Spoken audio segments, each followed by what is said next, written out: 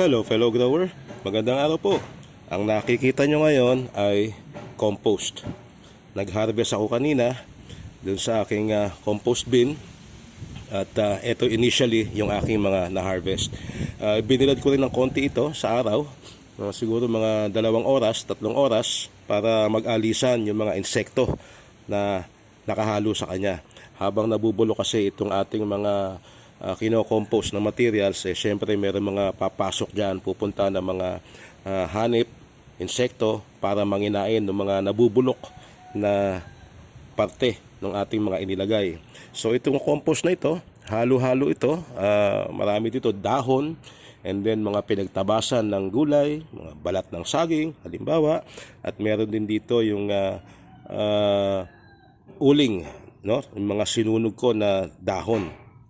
So halo-halo na rin dyan, pinagsama-sama ko sila. At gaya na nakikita mo, medyo magaspang itong unang harvest ko ng compost.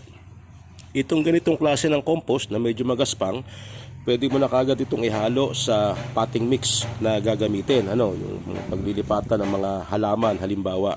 Pero hindi ito ideal para sa mga seedlings kasi nga medyo magaspang siya.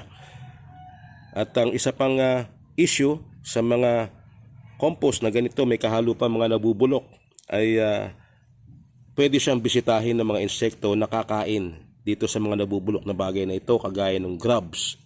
May katanggap na rin ako ng mga tanong kung bakit nagkakaroon ng grubs yung kanilang potting mix.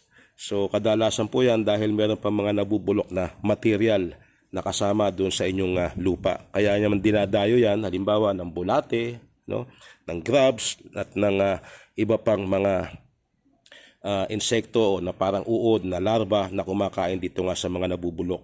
Pero once na composted na siya, napino na siya, ayan, wala na yung mga nabubulok, totally composted na, yan na po yung kailangan ng ating halaman.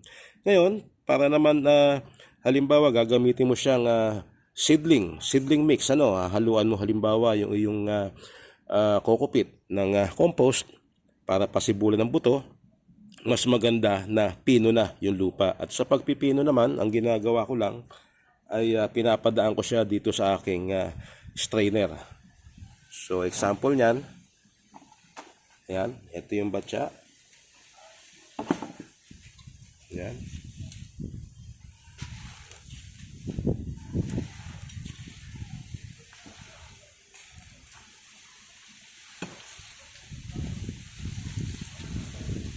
Ini-strain ko lang siya dito. Ganyan. So ito, purong compost to. Wala itong lupa. Ayan, may napahalo pang tansan. Ayan. So pagka na-strain mo siya, ayan, pinakamabilis, maihiwalay natin yung mga malalaki na kagaya nito na mga kailangan pang mabulok. Hindi pa totally composted, hindi pa napipino. Pero sabi ko nga, ito pwede na nating ihalo sa lupa yan. Yan, yung mga hindi natin kailangan, magka-transplant tayo ng halaman, at malaki na yung halaman, nililipat halimbawa sa mas malaking container. Yung ating halaman, pwede mo nang ihalo itong mga ganito kalalaki. At nakakatulong din itong ganito kalalaki para sa drainage ng iyong lupa, lalo na kung clay soil ang iyong ginagamit. So pagkatapos mo naman siyang ma-strain, ayan na, pinong-pino na halos yung kanyang itsura. Ito po yung bagay na inihahalo pagka ikaw ay magpapasibol halimbawa ng buto. Ihahalo mo lang ito sa iyong medium na kokopit halimbawa. Ayan. Yan po ang ating compost.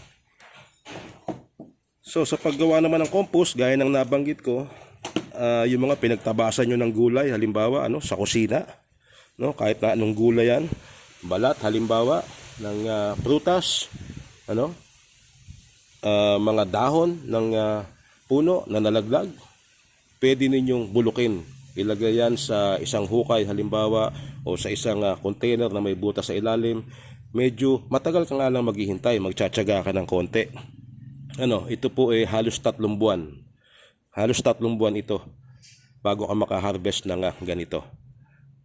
At pagdating ng mga 3 buwan, ayan, mga 90% ay fully composted na siya. At yung bilis o bagal ng pagkabulok na iyong kinokompose na materials ay depende po sa kanilang kondisyon. Kung naka-open lang yan, medyo matatagalan. Kung naka-enclose naman, pwedeng mapabilis. Pwede ring ihalo dito, halimbawa yung mga papel, yung karton, pwede ring ihalo. Iwasan lang na magkaroon ng anay yung karton, kasi pagka yan na matagal na hindi nagagalaw, halimbawa, kaya yung compost habang binubulok dapat binabali-baligtad natin para maiwasan na magkaroon ng anay kung sakali man na maraming karton na iahalo ka sa kanila. Alright, yan po ang ating very short video kung paano mag-harvest